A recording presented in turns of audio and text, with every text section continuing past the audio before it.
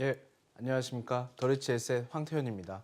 자, 우리 시청자분들 한 주간 잘 지내셨나요? 저도 열심히 잘 지내왔습니다. 근데 요즘 날씨를 보니까요, 굉장히 격차가 너무 심하더라고요. 그래서 좀 이렇게 옷 잘 챙겨 입으시고 건강 좀 유의하셔야 될 것 같습니다. 그래서 부동산 투자하셔가지고 돈 버는 것도 굉장히 중요합니다. 근데 건강 잃으시면은 투자하고 싶어도 못 하시니까 꼭 건강 잘 챙기셔가지고 돈을 많이 버셨으면 좋겠습니다. 제가 한 주 한 주 진행을 하면서 이슈에 대해서 우리 시청자분들께 전달을 해드리기도 하고요. 어떤 팁에 대해서 전달을 해드리기도 합니다. 그리고 오늘처럼 제가 준비한 내용은 이렇습니다. 이슈 초점입니다. 어떤 한 지역을 선택을 하셔서 우리가 투자를 하려고 하는데 그 투자에 대한 어떤 미래 지향성에 대해서 제가 설명을 드리는 시간을 가지고 있습니다. 오늘도 그런 이제 내용을 가지고 준비를 해봤는데요. 오늘 준비한 내용은 이렇습니다. 용산구 신계동을 주목하라입니다. 이슈 초점이죠. 지금 현재 부동산 시장에서 우리가 소액으로 투자하고 또 어느 일정 부분의 자금을 들어갔을 때는 단기로 들어가는 것이 아니라 중장기적인 입장에서 접근을 하고 있습니다. 그 중장기적인 입장에서 접근을 할 때는 어느 정도의 지금 현재의 값어치보다는 미래의 값어치를 보고 투자에 임하게 되죠. 그래서 그 미래의 값어치가 높은 곳을 우리는 찾아다니고 있습니다. 두 번째는 최근에 정부 규제 정책으로 인해서 주택 임대사업자에 대한 활용도가 굉장히 높습니다. 그 주택 임대사업자의 핵심은 10년 동안 보유하고 있을 때 그 후에 매도를 한다면 양도소득세에 대한 부분을 감면 또는 면제해 줄게라는 어떤 조건부가 있는 것이죠. 그래서 그 안에서 우리는 10년을 내다보고 투자를 해야 되는 숙제를 안고 있습니다. 그러다 보니까 제가 그 안에서 그 두 가지 조건을 가지고 투자할 수 있는 곳들을 한 곳씩 한 곳씩 찾아보고 있습니다. 그래서 그런 것들에 대한 정보를 짤막하게나마 드리고 있으니까 우리 시청자분들이 잘 보시고 들으시고 판단하셔서 투자하시는데 한번 참고해 보셨으면 좋겠습니다. 그래서 단기적이 아닌 중장기적인 안목에서 좀 보셨으면 좋겠다 말씀드리겠습니다. 자, 일단 그럼 신계동이 어디냐 이렇게 좀 보시면 좋을 것 같습니다. 용산 하면 우리가 이제 생각했을 때 용산 그러니까 용산구구나 이렇게 보실 수 있는데요.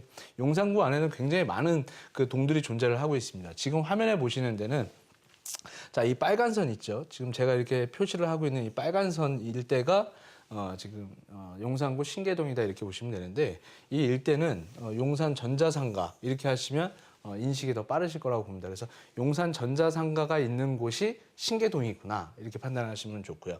자, 그래서 이 용산의 전체적인 어떤 입지를 놓고 봤을 때는 지금 옆에 보이시는 이 녹지, 이 녹색 부분이 민족공원이다 이렇게 보시면 되는데 이 민족공원을 기준으로 해서 동서남북이 모두 어떤 개발 호재 영향에 와 있다 이렇게 보시면 됩니다. 그래서 용산을 평가할 때는 동쪽으로는 한남 뉴타운, 이태원 이런 그 동들이 자리를 잡고 있어서 한남 뉴타운 개발이라던가 이태원 상가 뭐 이런 것들이 이제 개발 이런 어떤 여력들이 버티고 있고요.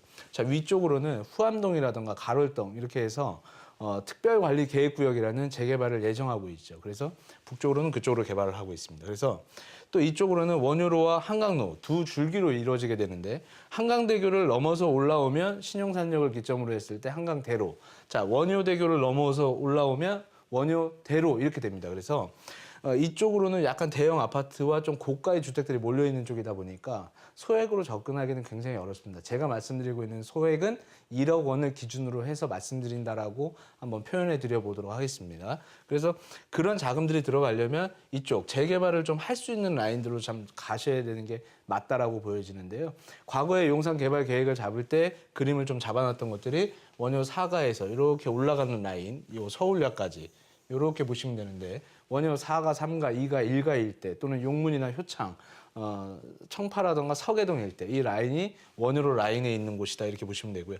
그 라인에서 동쪽으로 있는 동네가 바로 신계동이다 이렇게 보시면 됩니다. 근데 제가 여기를 이제 왜 우리 시청자분들께 좀 한번 관심 가져보시면 좋겠다라고 말씀드리는 이유는 우리가 10년을 봤을 때 여기에 어떤 무슨 행위가 이루어져야 되잖아요. 또는 10년이 더 걸릴 수도 있습니다. 하지만 최근에 보면 서울시장님께서 자, 여의도와 용산을 개발하겠습니다 이런 발표를 했었는데요. 그 용산 개발의 주축은 이 민족공원과 지금 현재 용산역 앞에 철도청 부지로 남아있는 자리입니다. 과거에는 단군 일의 최대 사업이라고 하는 30조 원 규모의 사업을 하겠다고 한 적도 있었습니다. 근데 그거를 이제 서부 이촌동과 통합 개발을 할 것이냐 아니면은 뭐 분할 개발을 할 것이냐 이런 것들에 대한 어떤 고민을 갖고 있는 것이죠. 그렇다면 아직은 개발하지 않았습니다. 개발할 수 있는 힘을 그대로 가지고 있다라는 것이죠. 그래서 그 힘이 만들어졌을 때 그 파괴력 그리고 그의 어떤 상승분 이런 것들을 봤을 때는 굉장한 파급 효과가 발생할 것이다. 그렇다면 자 굵직한 이런 호재들이 있는 곳에서 반경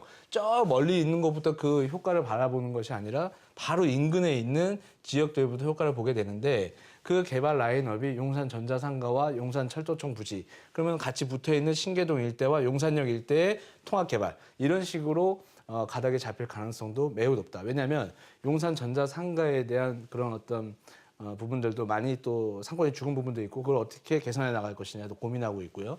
노후된 건물들을 어떻게 지역에 대한 어떤 상권을 살릴 것이냐 그리고 주택 보급은 어떻게 할 것이냐 이런 숙제들을 가지고 있습니다. 그래서 향후에 이런 굵직한 어떤 호재들이 발생했을 때 가장 바로 앞에서 영향을 받을 수 있는 곳 아직 개발이 한다 이런 식으로 결정되어 있는 것이 아닙니다. 할 수도 있고 안 할 수도 있습니다. 하지만 개발을 할 수 있는 최근접 거리에 바로 붙어 있다 보니까 그 힘이 10년 뒤, 20년 뒤에는 우리 시청자분들께 이득으로 돌아갈 수 있는 지역 중에 한 곳이다 이렇게 보시면 좋을 것 같고요. 자, 용산의 어떤 호재들을 보면은 일단 교통을 빼놓을 수가 없습니다. GTX 부분이라던가 또는 신분당선 부분이라던가 이런 부분들이 지금 연결되고 있는데요.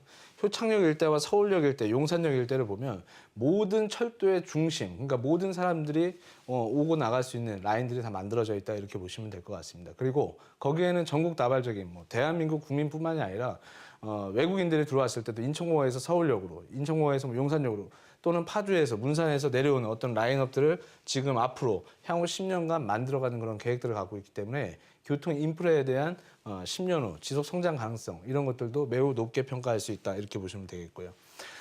이 용산 같은 경우에는 이제 마스터 플랜이라는 걸 이제 짜가지고 이제 뭐 개발을 하겠다 이런 내용이 있는데 일단 축을 보시면 됩니다. 가장 중요한 축이 용산역과 민족공원이다. 그래서 용산역 그리고 민족공원 축으로 동쪽으로 갈 것이냐 북쪽으로 갈 것이냐 서쪽 남쪽으로 갈 것이냐인데 동부 이천동 서부 이천동 일대에 들어가시는 분들은 자금 자체가 5억 10억 원 이런 식으로 고가의 자금들이 많이 필요합니다. 그런 것들은 재건축 또는 한강변 아파트 우리가 이렇게 표현할 수가 있겠고요. 그 이하의 자금들이 들어가야 된다면 내가 한번 들어가 보고는 싶다. 근데 어디로 가지? 그렇다면 개발이 확정돼 있는 것들은 굉장히 비쌉니다. 어떻게 보면 심리 가격들이 많이 반영되고 있을 수도 있겠죠. 그러니까 우리는 그 힘 굉장히 좋은 곳이 있는데 거기 어떻게 들어가 이렇게 포기하지 마시고 그 인근 주변을 살펴보신다면 좋은 어떤 물건들을 좀 취득할 수 있는 그리고 10년을 내다보는 투자를 할 수 있는 방법을 찾을 수 있다라고 보여지고요. 자, 용산의 어떤 축 한쪽으로 봤을 땐 또 민족공원이죠. 여기에는 캠프킨 부지라던가 수송부 자리, 유엔사 자리 뭐 이런 자리들을 개발을 한다고 합니다. 입지 규제 최소 구역이라는 법을 가지고 이제 개발을 하게 되겠죠. 그렇다면 상업시설과 업무시설이 늘어나고 거기에 따른 일자리가 늘어나게 됩니다. 그리고 거기에 따른 고가 어떤 주택 이 현황들이 많이 바뀌게 되겠죠. 그렇게 된다면 이 변하는 부분, 변해야지만 어느 정도의 행위를 하고 행위를 해서 가치를 부여하고 가치가 발생돼야지만 부동산 가격이 상승하는 그런 모습을 볼 수가 있는데 지금 되어 있는 것이 아니라 지금 현재 제가 보여드리는 내용들은 앞으로 할 것이다라는 것이죠. 그래서 앞으로 5년, 10년, 15년 뒤를 내다보고 우리는 지역을 살펴보고 바라봐야 된다 이렇게 보시면 되겠습니다. 그렇게 된다면 이제 고급 주거지로 뭐 변모를 하는 어떤 모습도 보게 될 것이고요. 국제 업무지구에 맞는 어떤 의료시설이라든가 다양한 어떤 문화센터 이런 것들이 만들어질 예정이고요. 자, 거기에는 원효로 일대에도 보면 현대 그 자동차 부지가 있었는데 거기에도 얼마 전에 작년인가요? 뭐 48층 복합센터를 또 만들겠다라는 어떤 발표가 나면서 주변의 인기를 또 끌어올린 바가 있었습니다. 그래서 이런 일자리들 그리고 교통의 변화 이런 것들이 생기면서 지금 현재 굉장히 부족한 인프라, 굉장히 좋은 양질의 토지를 갖고 있는데도 불구하고 진행하지 못했던 부분들이 앞으로 진행 예정에 있기 때문에 우리 시청자분들께서 5년, 10년, 15년 뒤를 바라보시고 한번 관심을 가져보시는 것도 좋겠다. 이렇게 한번 말씀드려보도록 하겠습니다. 오늘 준비한 내용은 여기까지입니다.